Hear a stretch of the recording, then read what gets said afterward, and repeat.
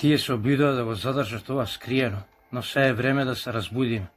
Што ако се што ве учеле за животот, успехот, дури и за собственото постоење, е изградено на внимателно изработени илузии?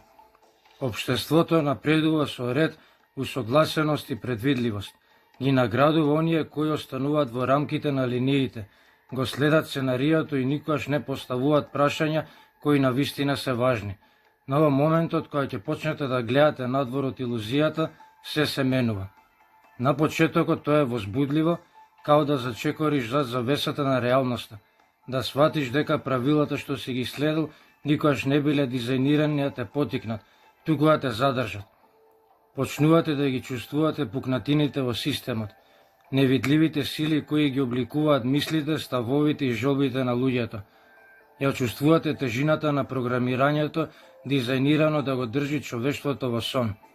Но тогаш се случува нешто друго. Колку повеќе се будите, толку повеќе се соочувате со отпор. Општеството не само што погрешно ги разбира оние што размислуваат со своја глава, туку активно и ги отфарла. Пријателите, семејството, дури и странците ќе ве гледаат поинаку. Ќе ги отфрлаат вашите сознања, ќе ве нарекуваат луд, ќе се обидуваат да ве вратат во илузијата што одбивате да ја преиспитате. Бидејќи длабоко во себе, вашата свест ги принудува да се соочат со нешто застрашувачко, дека нивниот свет, оној за кој толку очајно се држат, не е онаков каков што мислеле дека е.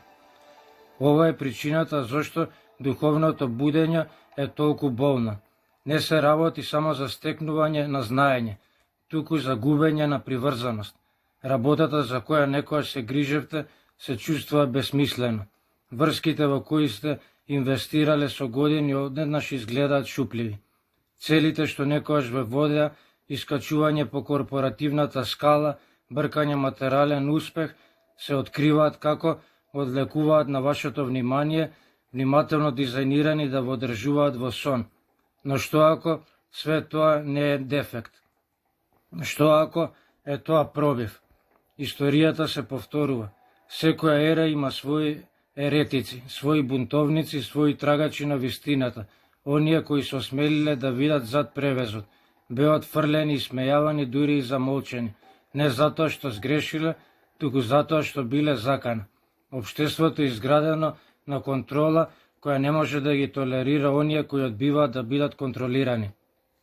А сепак, оние кои го поднесуваат огнот на отфрлањето не само што преживуваат, тие се развиваат, тие зачекоруваат во нов вид на моќ, која не зависи од надворешната валидација. Престануваат да молат, да бидат разбрани и почнуваат да ја отелотворуваат вистината без разлика кој тоа го слуша. Тогаш се случува смената. Неразбираните не остануваат за секојаш неразбрани.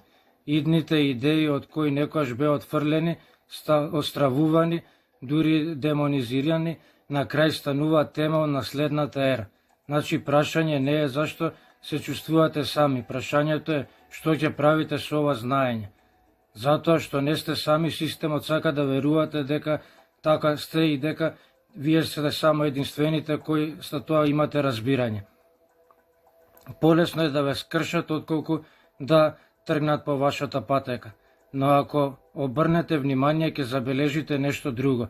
Оние кои чекореле по овој пат пред вас, оние кои не чекаат дозвола да бидат тоа што се, те гледаат, те препознаваат и заедно градите нешто ново. Овој свет не се менува од центарот, се менува од рабовите, од отфрлените, несоодветните, оние кои одбиваат да го тргнат погледот, оние кои сваќаат дека неголемата моќ не е во послушноста, туку во свесноста. Значи, ако сте почувствувале оваа промена, ако сте почувствувале како илузиите се распаѓаат околу вас, знајте го ова. Никогаш не сте биле наменети да се вклопите. Ти требаше да се кренеш и да кренеш бунт. Затоа запамти, ти си посебен, не си како сите и почни да мислиш со своја глава, разбуди се. Поздрав, чао, чао.